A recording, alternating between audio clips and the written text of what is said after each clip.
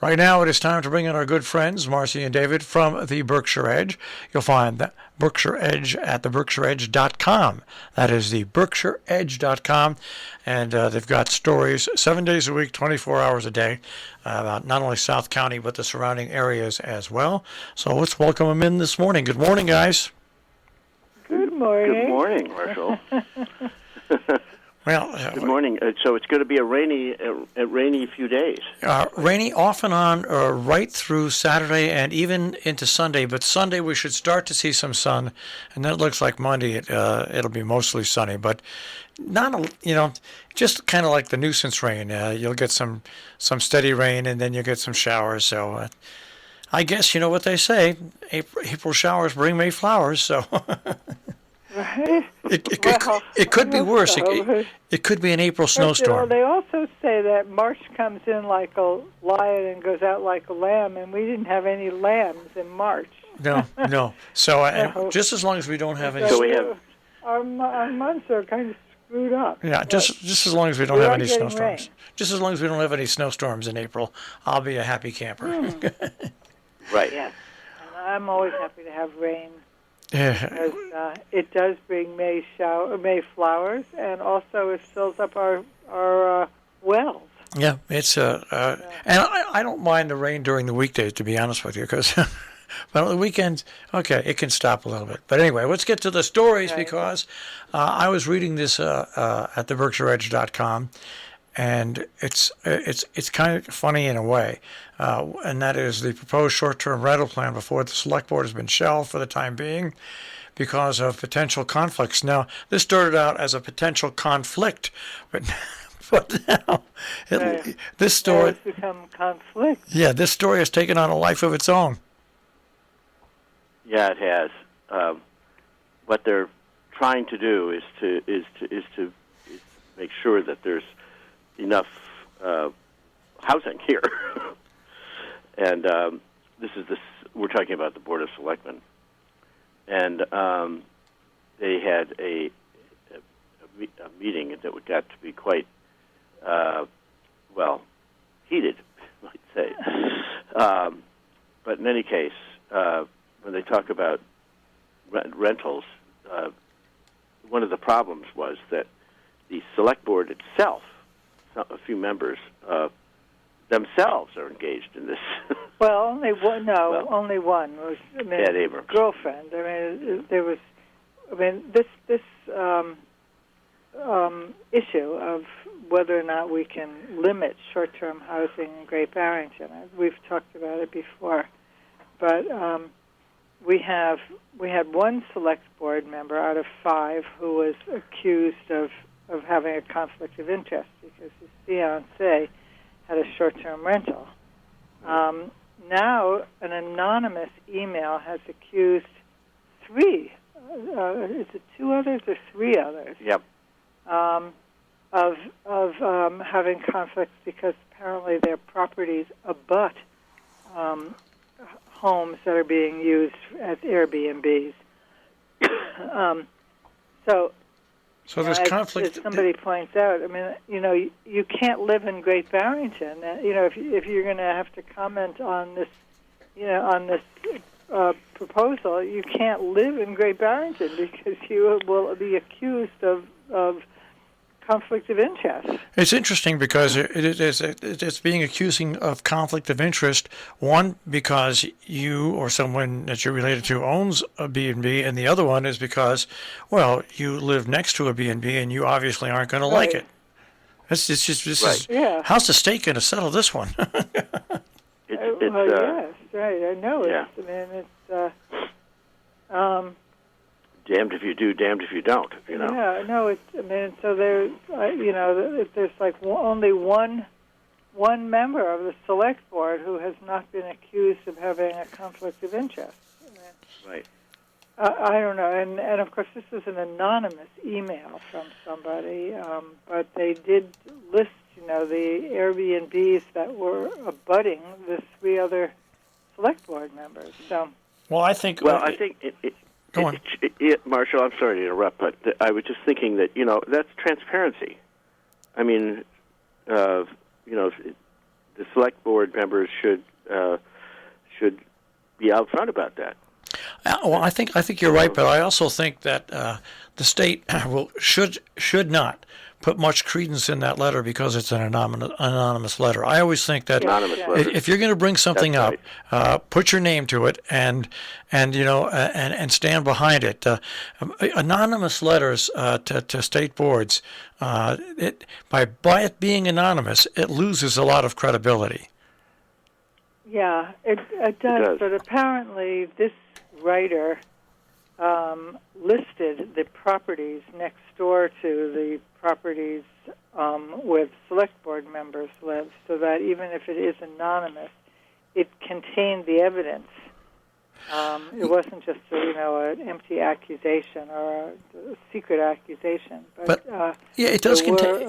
It does contain evidence. I agree with Marshall. It does contain evidence, but the purpose of sending this in is not clear. Whether it's somebody that's got a grudge, whether it's somebody that's So the purpose of the intent of the person is completely wiped out by the fact that it's anonymous. That is a big thing when you're making accusations. Even if you have proof that they live that's not proof that they're for or against it. So I mean, you've got to put your name there so you can be questioned and find out what your concerns are. Right. I hope that happens anyway. It's not bad for somebody to complain, but by God, put your name to it. Right. Yeah, have to. You can't stand up anonymously at a town meeting. No, you can't. For example. Right. Yeah. Right. So I found the story really interesting. It's on a lot of different levels. Well, yeah. I mean, it also speaks to, in a way, what our region is becoming. You can't get away from these Airbnbs. Right. Yeah. Anyway. All right. Well, let's move on to the next story because this is an interesting story as well. Your writer has interviewed a single woman describing the difficulties of, guess what, finding housing in Great Barrington and South County. It's not only there, it's all over the place. Right. Yeah, it is. Well, this is an interesting story, too, about a woman who is trying to find housing and her difficulty in doing so. A single woman who has not a lot of resources. But she is a working person. Yeah, that's right. Right. But, she can't seem to find a house that she can afford because she is not one of those who has, she's a working person and making just a modest living, and she's priced out of the market, basically. Yeah, and she talks about, over the last year going from one place to another, and she can't seem to find a place to live. I mean, every time she finds something, either the house gets sold or somebody realizes they can make more money with short-term rentals and stuff. This is really a very poignant story of this woman who, she's got 2 kids. She works as a nurse, I think, and she's been working really hard during this whole COVID period, but she can't find a place to live. Now, I'm going to ask you guys a question. The former nursing home that was approved to be apartments, and now it looks like somebody else is going to buy it and do that. Is that going to be something that would help housing, or I'm not saying that's going to be affordable housing, but is that something? I don't know enough about it whether it's going to be affordable or not. That's the CDC project. That's Main Street. Yeah. I mean, they're building, market rate housing. I mean, it's considered maybe market rate's the wrong term. I mean, they are building housing which is, should be for working people in the community. As this woman is. Yes, as this woman is. Yes, she would be a candidate for this project. But there are so many candidates and so few houses. Well, it's the way in Sharon, the housing complex has, I think, a waiting list. I think they said of 80 families. Oh my gosh! Really, I mean, and you look at that in any town that has some sort of affordable housing, and the waiting list is unbelievable. Yes. No. Right. Right.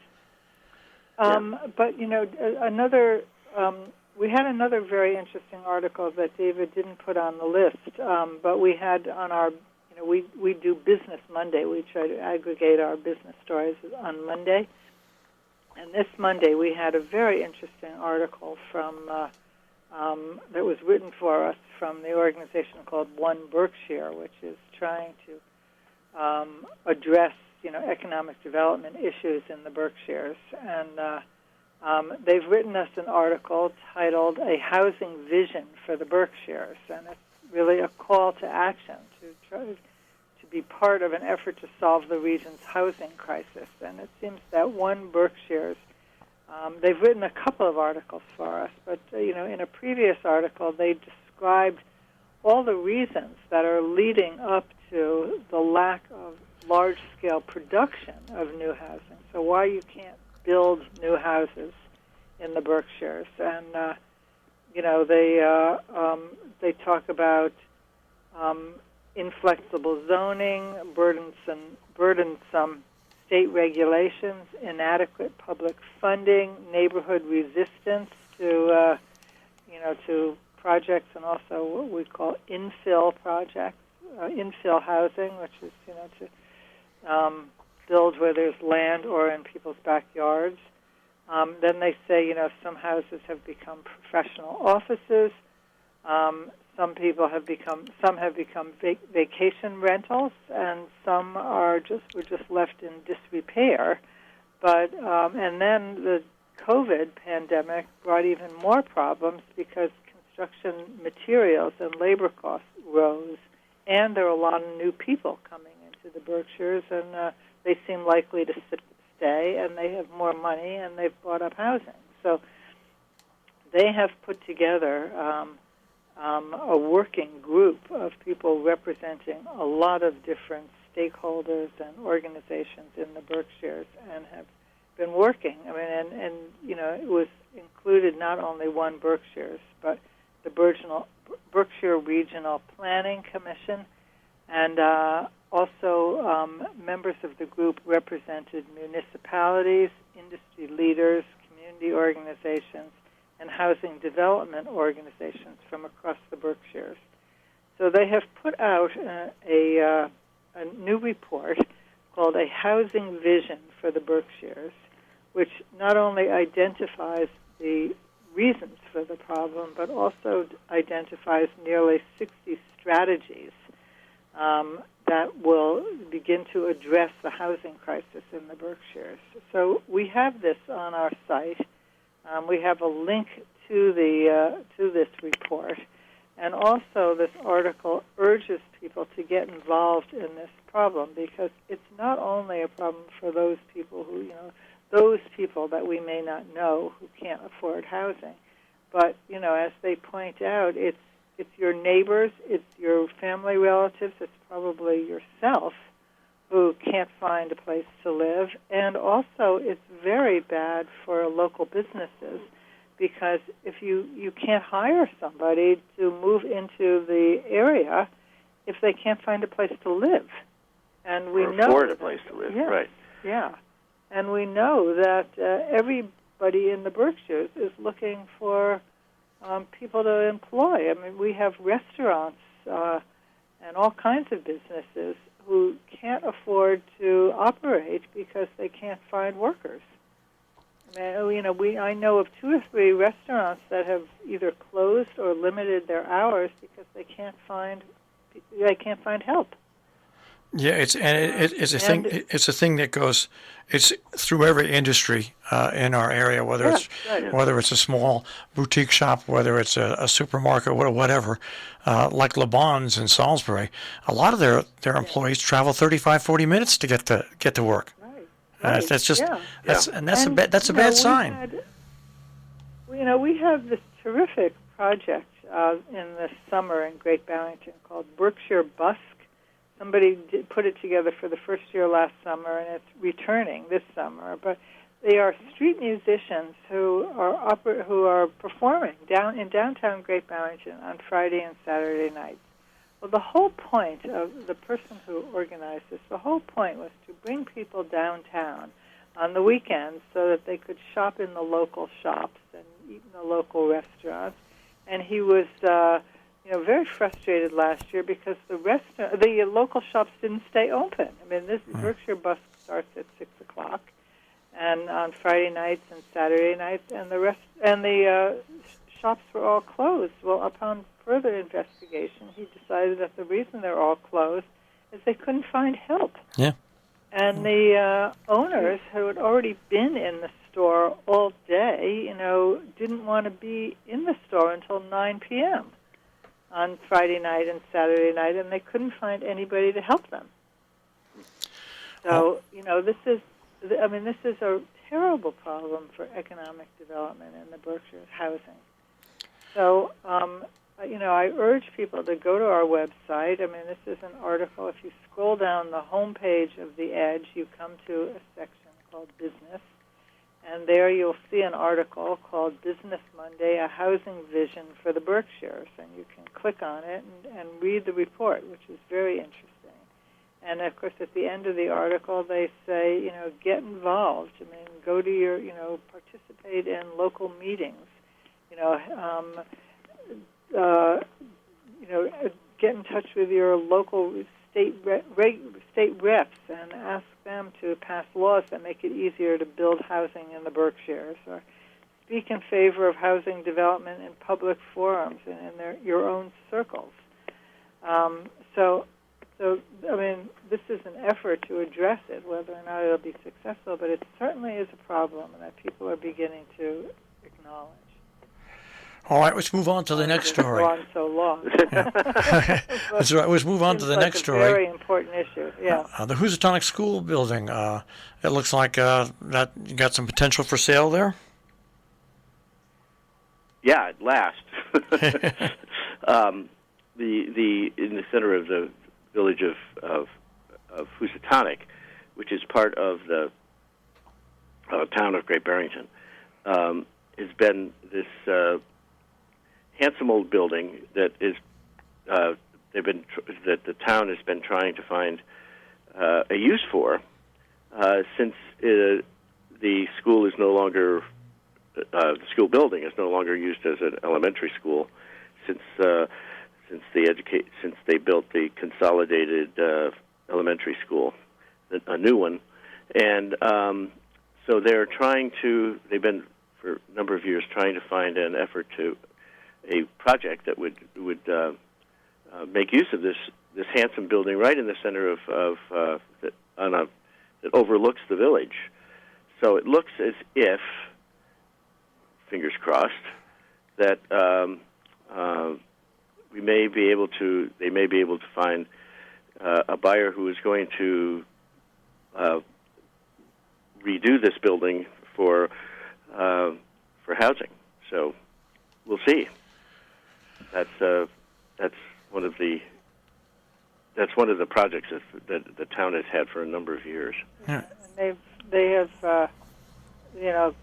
made a video. I mean, they're really pushing it now. They're trying to really market it. Yeah. Right.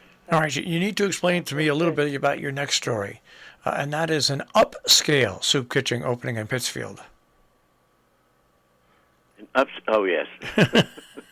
What's the difference between an upscale soup kitchen and a soup kitchen? Well, we have a picture of the so-called upscale. It's called the Berkshire... Bright Morning Star Kitchen. Yeah, Bright Morning Star Kitchen. And it looks quite elegant, but it's a restaurant-style soup kitchen in the what they call a food desert. So what it will be, is they have tablecloths. You can come in instead of eating cafeteria style. They will be, you'll come in for your free meal, and you'll sit in what looks like a restaurant, and they will use, the people who will wait on you will be people in training. So it's workforce training and hot meals. So it sounds very interesting. Well, the Morningside district of Pittsfield neighborhood is, it's kind of one of the poorer neighborhoods in Pittsfield. So this is serving several purposes at one time to sort of upgrade that neighborhood and provide some food and nourishment and jobs for people in that neighborhood too. Right.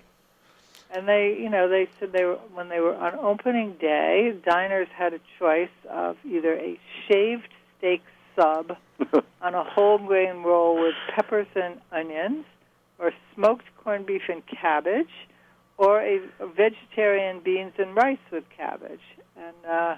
And also there were baked goods. So very interesting.